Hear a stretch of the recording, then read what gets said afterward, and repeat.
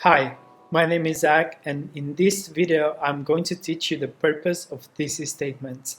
You will also learn how to write an effective thesis statement for your argumentative essay. But first, what is a thesis? Make sure you watch till the end for my tips for writing a better thesis.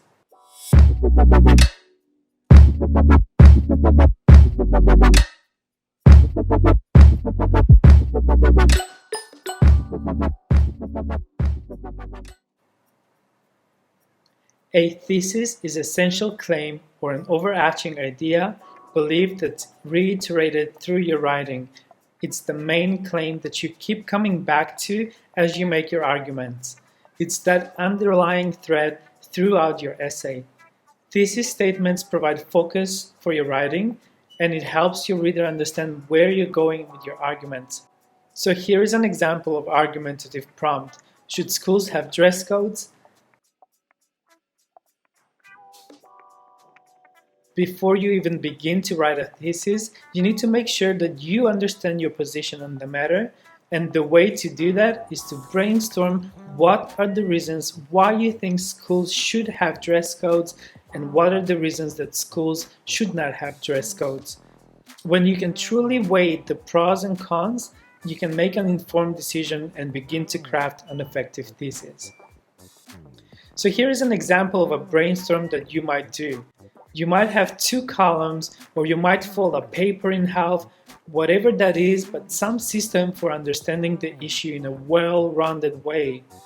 You don't want to just consider one perspective. You want to consider at least two perspectives on that issue, because later you will have to refute a counterclaim once you have acknowledged that opposing perspective. So here are the reasons for should. Peer pressure as a result of appearance decreases. This seems like a pretty valid reason.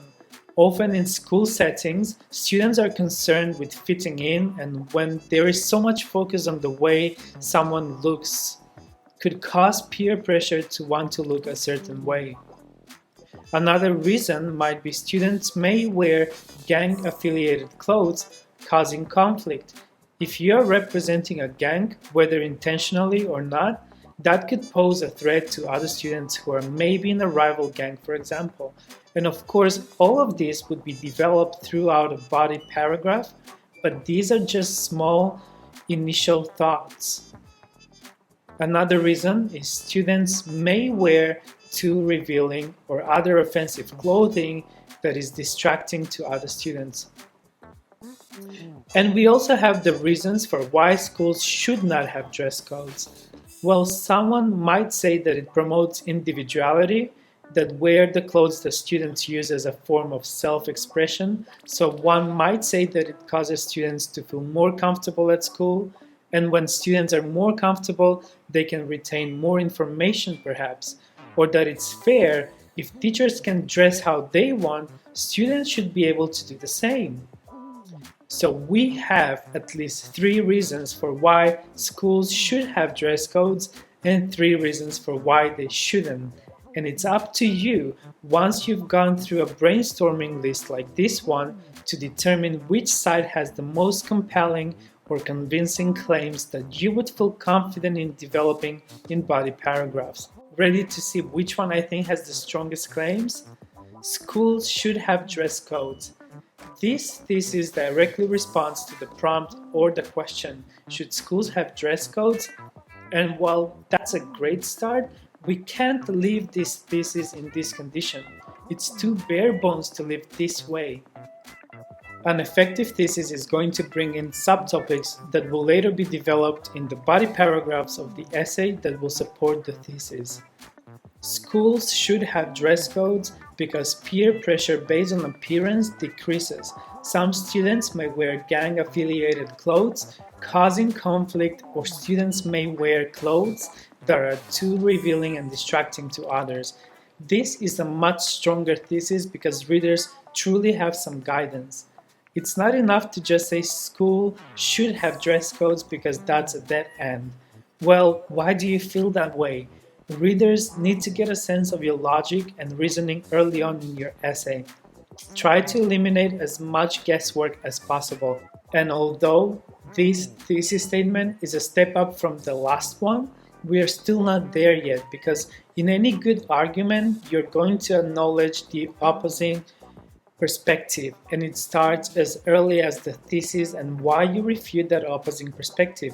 You will refute that counterclaim later in your body paragraph or paragraphs. Your reader needs to have that kind of idea that you're knowledgeable about your topic, and the way that you show your knowledge and your credibility is by acknowledging other perspectives. Although some people believe students should express their individuality by wearing whatever they want at school, schools should have dress codes because peer pressure based on appearance decreases. Some students may wear gang-affiliated clothes causing conflict, or students may wear clothes that are too revealing and distracting to others.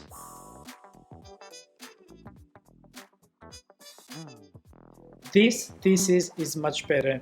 It's comprehensive. There are three key components to this thesis.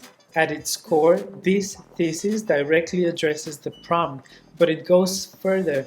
Readers are given an introduction to the subtopics of the essay of the argument, and the opposing perspective is also acknowledged. So let's recap. How do you craft an effective thesis? Well, brainstorm. Make sure you understand your true feelings on the topic and directly address the prompt. Step 1. Step 2. Incorporate subtopics which will serve as supporting ideas for your thesis. Remember, your thesis is a roadmap that you will keep referring back to throughout your essay, and it serves as a guide for your readers. Step 3.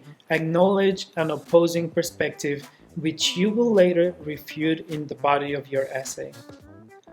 Now I understand that you might be saying, wow, that's a lot to include in one sentence, and how can I even begin to bring in that language about the opposing perspective?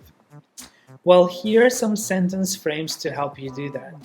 You might choose to jot down this one or two or all of these frames and experiment with one that you think sounds best for you, your thesis, or you may not even use any of these frames, but here are some ideas to get you thinking about acknowledging the opposing perspective.